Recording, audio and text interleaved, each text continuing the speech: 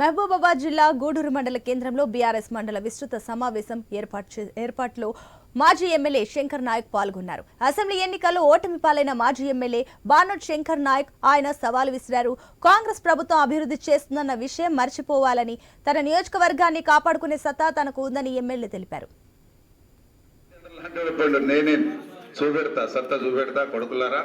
ఎవరు ఏం చేసిండో, ఎవరేం మా పార్టీలో ఉండి ఏం మా మోసం చేసిండో చూపిస్తా. ఎప్పుడైనా పోయింది, ఆల్రెడీ 55 క్రాస్.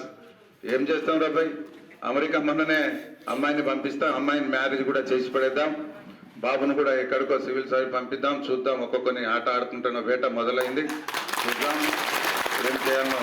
నేను కూడా కేసీఆర్ గారు హాస్పిటల్లో ఉండి బుక్ చదువుతాడు, ఎలా చేయాలి, సినిమా ఏంటి కథ అని చెప్పేసి. శంకర్ నాయక్ కేసీఆర్ ఒకటే కార్తీలో పుట్టిండు బిడ్డ, ఆధార్యపడవద్దు, మనోళ్ళని నేను కాపాడుకునే సత్తా నాకు ఆ భగవంతుడు ఇచ్చిండు. మీకు ఏ విధంగా 12 గంటల నైట్ ఫోన్ చేయండి, వచ్చేస్తా. బాధపడవద్దు, బద్రు ఏడవద్దు, అస్సలే బాధపడవద్దు. అలెగ్జాండర్ లాంటి వాడిపోయిండు, నేనే చూపెడతా, సత్తా చూపెడతా. కొడుకులారా, ఎవడు ఏం చేసిండో, ఎవరేం మా పార్టీలో